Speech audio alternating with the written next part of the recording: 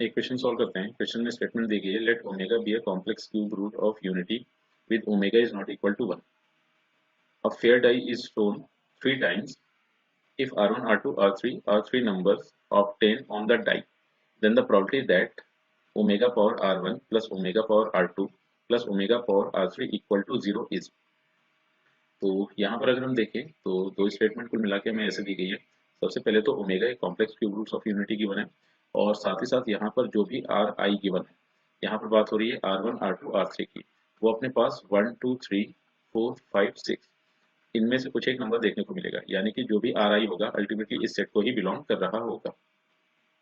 तो एक काम करते हैं, इस क्वेश्चन में रिक्वायर्ड प्रोबेबिलिटी इवेलुएट करने के लिए क्लासिकल डेफिनेशन ऑफ प्रोबेबिलिटी का इस्तेमाल कर लेते हैं।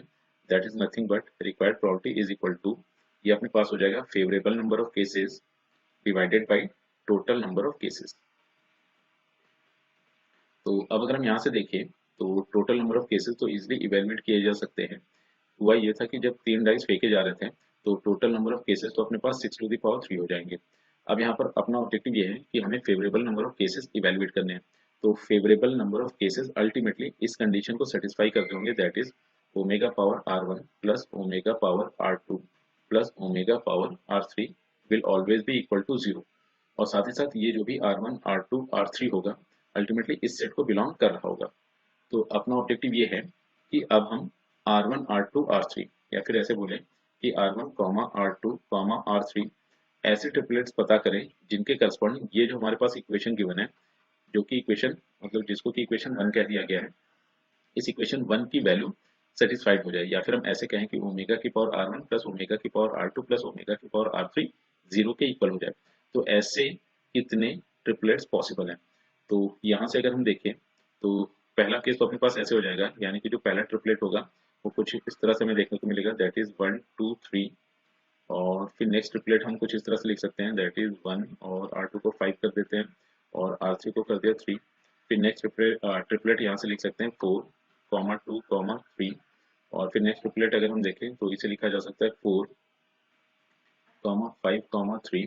और फर्दर नेक्स्ट ट्रिपलेट अगर हम लिखें तो इसे लिख सकते हैं 1 2 एंड 6। फिर नेक्स्ट ट्रिपलेट लिखा जा सकता है 1 5 और 6। फिर फर्दर नेक्स्ट ट्रिपलेट लिखा जा सकता है 4 2 एंड 6। और नेक्स्ट ट्रिपलेट लिखा जा सकता है 4 5 एंड 6। तो अब अगर हम देखें तो ये जो R1, R2, R3 के करस्पॉन्डिंग ये जो ट्रिपलेट हमारे पास आ रहा था, जिसके लिए omega power R1 plus omega power R2 plus omega power R3 की वैल्यू 0 हो, तो ऐसे सिर्फ और सिर्फ ये 8 ट्रिपलेट पॉसिबल हैं। हम ऐसे देख सकते हैं कि R1, R2, R3 की वैल्यू हमें इस कॉम्बिनेशन से देखने को मिल सकती है, या फिर हम कहें कि R1, R2, R3 की वैल्यू इस कॉम्बिनेशन से देखने को मिल सकती है।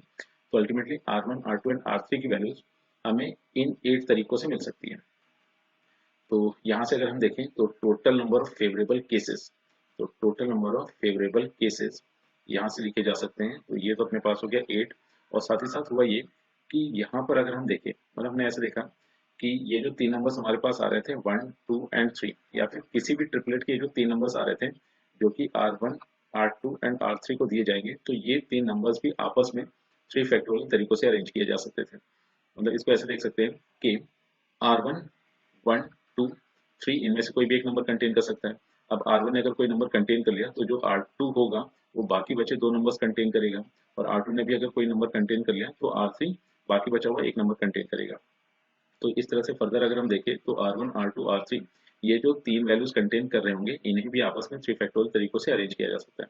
तो ultimately total number of favourable cases तो अपने पास हो गए 8 into 3 factorial, that is 8 into 6, that is 48।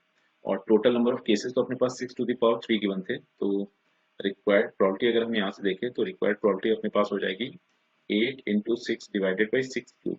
तो अगर न्यूमरेटर एंड डिनोमिनेटर दोनों को 6 से डिवाइड कर दे तो अपने पास रिजल्ट आया 8 डिवाइडेड बाई 36। फिर न्यूमरेटर डिनोमिनेटर को 4 से डिवाइड कर दे तो ये हो गया 2 एंड ये हो गया 9। तो इस क्वेश्चन में जो भी इवेंट गिवन है उस इवेंट की प्रोबेबिलिटी अपने पास हो गई 2/9। तो इस हिसाब से देखें इस क्वेश्चन में option C is the correct choice.